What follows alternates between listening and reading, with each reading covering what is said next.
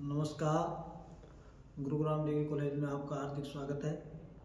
आज BA first semester का हमारा टॉपिक रहेगा एकात्मक और संघात्मक शासन व्यवस्थाएं।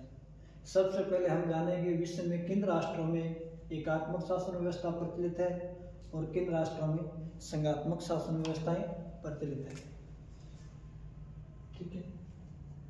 एकात्मक की हम बात करें तो Britain, Japan, Norway, Sweden, Belgium, Holland, France और इटली आदि राष्ट्रों में एकात्मक शासन व्यवस्थाएं प्रचलित है। संघात्मक की हम बात करें तो संयुक्त राज्य अमेरिका जो विश्व का प्रथम संघात्मक राज्य होने का श्रेय है, स्विट्जरलैंड है, भारत है, कनाडा है, ऑस्ट्रेलिया आदि राष्ट्रों में संघात्मक शासन व्यवस्थाएं प्रचलित है। एकात्मक और संघात्मक शासन व्यवस्था में जो मुख्य अंतर है, अगर डायसी कहता है कि एक केंद्रीय शक्ति द्वारा सर्वोच्च विधायी शक्ति का प्रयोग किया जाना ही एकात्मक शासन व्यवस्था है। संघात्मक शासन व्यवस्था में दो तरह की सरकारें होती है, एक संघ सरकार, एक राज्य सरकार। एकात्मक शासन की हम बात करें तो इसमें प्रथम विशेषता है इसकी कि संविधान द्वारा शक्तियों का विभाजन नहीं होता है। संविधान द्वारा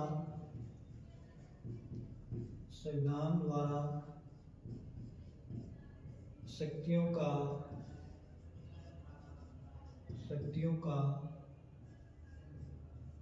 विभाजन नहीं। ठीक है। जो एकात्मक शासन व्यवस्था है इसमें संविधान द्वारा शक्तियों का विभाजन नहीं किया जाता है। जो तमाम सारी शक्तियां होती है वो एक संघ सरकार में निहित होती है और संघ सरकार के निर्देशों के आधार पर स्थानीय सरकार अन्य अपराधिकारी कामकाजी करते हैं और संघ सरकार के प्रति उत्तरदायी होते हैं। अगर हम संघात्मक की बात करें तो इसमें पहली विशेषता यही है कि इसमें शक्तियों का विभाजन होगा। शक्तियों का विभाजन। ठीक है। संघात्मक की अगर पर विशेषता की बात करें तो इसमें शक्तियों का विभाजन होगा। संघ सूची हो सकती, संघ सूची, राज्य सूची, समवर्ती सूची आदि में विषय विभाजित होंगे। संघ सूची के विषय में संघ सरकार कानून बनाएगी, राज्य सूची के विषय में प्रांतीय स्थानीय सरकारें कानून बनाएगी। अगर दूसरी बात करें तो एकात्मक शासन व्यवस्था में एकल नागरिकता का प्रावधान होता है। एकल नागरिकता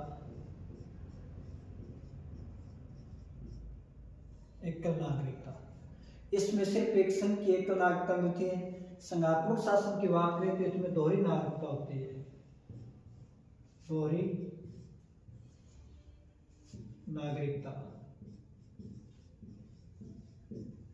संघात्मक दोहरी नागरिकता होती है एक संघ की और एक राज्य की। ठीक है। तीसरी विशेषता की अगर हम बात करें इसमें तो इसमें एकात्मक में संविधान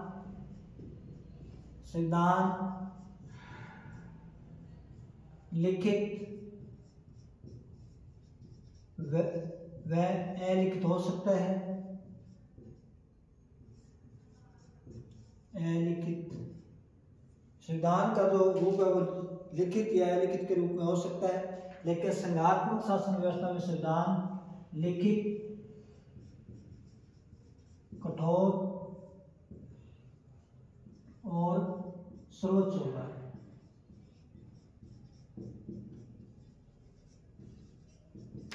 ठीक है। एकात्मक शासन व्यवस्था में न्यायपालिका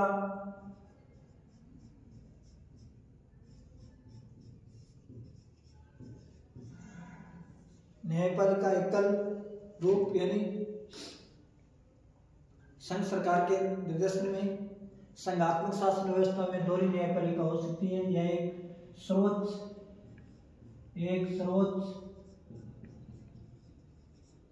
न्यायपालिका की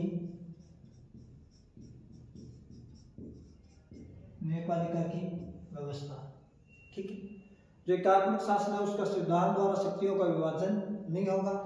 तमाम शक्तियां वो एक संघ के निर्देश में रहेगी। नागरिकता रूप एकल होगा। संविधान लिखित व अलिखित हो सकता है। संघात्मक में शक्तियों का स्पष्ट रूप से विभाजन होगा। नागरिकता दोहरी और संविधान लिखित और कठोर होगा। एक सर्वोच्च न्यायपालिका होगी। संघ और राज्यों के मध्य विवादों का निपटारा करेगी। ठीक है।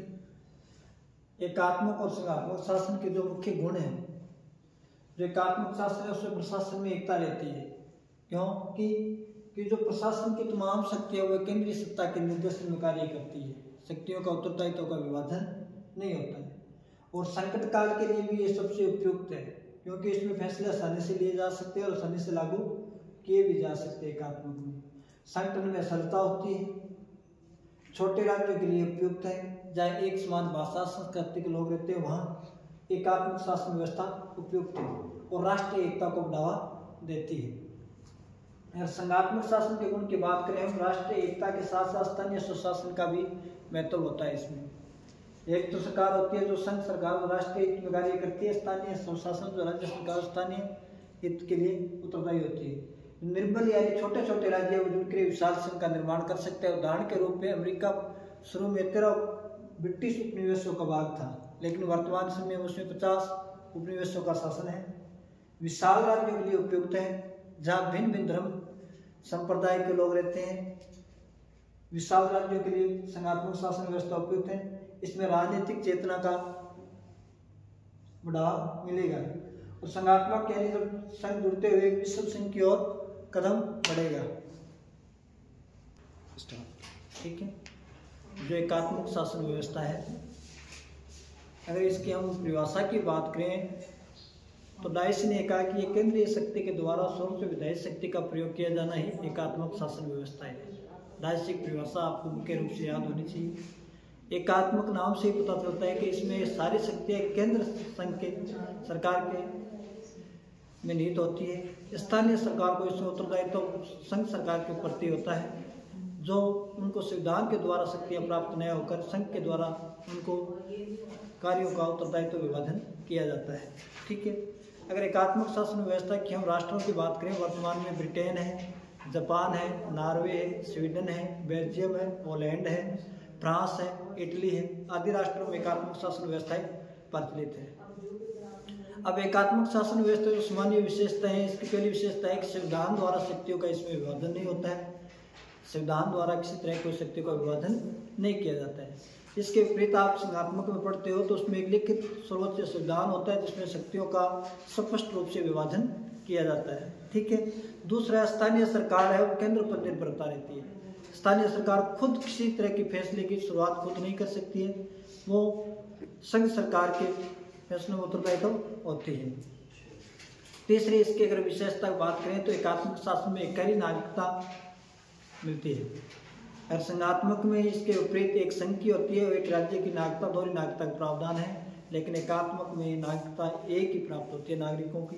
एकात्मक शासन के गुण की बात करें हम, ये प्रशासन में एकता बनती है क्योंकि एक केंद्रीय शक्ति के द्वारा सर्वोच्च विधायी तमाम शक्तियों का प्रयोग किया जाता है जिससे उनके प्रति वो उत्तरदायी रहती है। प्रशासनिक शक्ति संपन्नता होती है। प्रशासन के तमाम कार्य कुशलतापूर्वक निर्वह किया जाता है। वैश्विक संबंधों को आसानी से संचालित कर सकती है। संकट काल के लिए अधिक उपयुक्त है क्योंकि तुरंत प्रभाव से किसी निर्णय को लागू किया जा सकता है। संगठन में सरलता होती है एकात्मक शासन व्यवस्था में और राष्ट्रीय एकता को बढ़ावा देती है और कम खर्चीली है संघात्मक के बजाय। ठीक है। अगर एकात्मक शासन की दोष की चर्चा करें हम तो केंद्रीय सरकार में खुश होने का भय रहता है क्योंकि स्थानीय सरकारों के प्रति उत्तरदायित्व की भावना नहीं होती है। जो दूसरी अगर बात, राजनीतिक चेतना जागृत करने में असमर्थ होते हैं। जनता उदासीन हो जाती है क्योंकि उनको स्थानीय स्तर पर किसी तरह का राजनीतिक निर्णय की पहल करने की स्वतंत्रता नहीं होती है। अक्षम और अकुशल लोगों का भी शासन हो सकता है। स्थानीय संस्थाओं में संघर्ष हो सकता है। ठीक है। नौकरशाही का शासन, इसमें तमाम जिम्मा जो प्रशासन का होता है नौकरशाही पर उत्तरदायित्व होता है, इसलिए लाल फीताशाही की भावना भी बढ़ सकती है। विविधता वाले विशाल राज्यों के लिए उपयुक्त है जहाँ भिन्न भिन्न धर्म के लोग रहते हैं, विभिन्न समुदाय के लोग रहते हैं, उनके लिए संघात्मक शासन। जिन राज्यों में संविधान द्वारा केंद्रीय सरकार और प्रांतीय सरकारों द्वारा शक्ति का स्पष्ट रूप से विभाजन होता है जहाँ दो तरह की सरकारें होती है, एक संघ सरकार, एक राज्य सरकार, वहाँ संघात्मक शासन व्यवस्था प्रचलित होती है। 2.5 कहते हैं संघात्मक राज्य ऐसे राजनीतिक उपाय के अतिरिक्त कुछ नहीं है जिनके उद्देश्य राष्ट्रीय एकता तथा राज्य के अधिकारों को मेल स्थापित करना होता है। यानी जो राज्य है उनका मेल स्थापित करना। उदाहरण के तौर पर अगर बात करें, संयुक्त राज्य अमेरिका शुरुआत में 13 ब्रिटिश उपनिवेश थे, बाद में उन्होंने जुड़ के एक संघ के रूप में यूएसए का निर्माण किया। वर्तमान में उसमें 50 राज्यों का एक संगठन है संयुक्त राज्य अमेरिका। ठीक है। संघात्मक शासन के अगर जो राष्ट्रों की बात करें तो इसमें अमेरिका है, स्विट्जरलैंड है, ऑस्ट्रेलिया है, भारत है, कनाडा है आदि राष्ट्रों में संघात्मक शासन व्यवस्थाएं प्रचलित है। संघात्मक शासन के जो सामान्य विशेषता है, इसमें प्रभुत्व शक्ति का दोहरा प्रयोग होता है, संविधान द्वारा शक्तियों का विभाजन होता है, एक संघ सरकार और एक राज्य सरकार के निर्देशन में कार्य करते हैं। शक्तियों का स्पष्ट रूप से संविधान में विभाजन होता है। जो उत्तरदायित्व जिस प्रकार संघ की बात करें हम, रक्षा है, बैंकिंग है, विदेशी मामले हैं, इन संबंधों का निर्णय कानून निर्माण करने की शक्तियां संघ सरकार में निहित हैं। स्थानीय सरकार को मान लो पुलिस है, स्वास्थ्य है या सड़कें हैं, उनसे संबंधित कार्य करने की पहल रहती है। इसलिए संघ सूची, राज्य सूची आदि में विषयों का विभाजन मिलता है संघात्मक में। और तीसरी विशेषता, इसका संविधान सर्वोच्च लिखित होगा, कठोर संविधान होगा जिसमें आसानी से परिवर्तन की संभावना न हो। कठोर संविधान वह होता है जिसमें एक सामान्य संविधान के बजाय एक विशिष्ट संशोधन के लिए प्रक्रिया अपनाई जाती है, 2/3 बहुमत के लिए जरूरी होता है। न्यायपालिका सर्वोच्च होती है, जो केंद्र और राज्यों के मध्य किसी तरह का टकराव होता है उनमें अधिकारों को, उत्तरदायित्व को लेकर उनके बारे में वो निर्णय देती है। और नागरिकता के दोहरा रूप होता है, एक तो संघ का और एक राज्य की नागरिकता। संघात्मक शासन के लाभ, ये राष्ट्रीय एकता को और स्थानीय शासन में सामंजस्य बढ़ाने में उत्तरदायित्व है। जो निर्बल या छोटे छोटे राज्य हैं वो एक जुड़ के विशाल संघ का निर्माण कर सकते हैं, एक राष्ट्र का निर्माण कर सकते हैं। ठीक है। जिस प्रकार संगठन में ही शक्ति होती है। स्थानीय स्वशासन के लाभ, मितव्यय, औद्योगिक का निरंकुशता के आशंका नहीं रहती है। ठीक है। राजनीतिक चेतना मिलती है, केंद्रीय शासनिक कार्य कुशलता वृद्धि होती है, विशाल राज्यों के लिए नितांत उपयुक्त है, जहाँ भिन्न धर्म, लोग, जाति, समुदाय के लोग रहते हैं, उनके लिए संघात्मक शासन व्यवस्था अत्यंत उपयोगी है और विश्व संघ की ओर एक कदम। ठीक है। स्टार्ट। ठीक है। एकात्मक और संघात्मक शासन के जो मुख्य गुण थे या उनकी मुख्य विशेषता, एकात्मक में आपको याद रखना है, एकल संविधान होगा। ठीक है। एकल सरकार होगी, शक्तियों का विभाजन नहीं होगा। संघात्मक में दोहरा संविधान लिखित होगा, कठोर होगा, सर्वोच्च होगा, एक स्वतंत्र न्यायपालिका होगी। ठीक है। और दोहरी नागरिकता होगी, एक संघ की होगी, एक राज्य की होगी। ठीक है। अगर एकात्मक शासन के गुण की बात करें तो इसमें प्रशासन में एकता बनी रहेगी, संकट काल के लिए उपयुक्त रहेगी, संगठन में सहजता रहेगी, छोटे राज्यों के लिए उपयुक्त है और राष्ट्रीय एकता को बढ़ावा देगी। संघात्मक की आपसे गुण पूछे तो राष्ट्रीय एकता और स्थानीय शासन दोनों का सामंजस्य इसमें पाया जाएगा, निर्बल राज्यों के लिए शक्तिशाली है और विशाल राज्यों के लिए उपयुक्त है, राजनीतिक चेतना मिलेगी और विश्व संघ की ओर एक कदम। एकात्मक शासन की अगर परिभाषा की बात करें तो आपको 2.5 की परिभाषा याद रखनी है, जो कहते हैं एकात्मक शासन व्यवस्था वह जिसमें सर्वोच्च विधायी शक्ति का प्रयोग एक केंद्रीय सरकार के द्वारा किया जाता है। एकात्मक शासन व्यवस्था के देश की बात करें तो आपसे पूछे तो इसमें ब्रिटेन है, जापान है, नॉर्वे है, बेल्जियम है। ठीक है। स्वीडन है, फ्रांस, इटली संघात्मक की, America, Switzerland, Australia, Canada, Bharat आदि। ठीक है। धन्यवाद।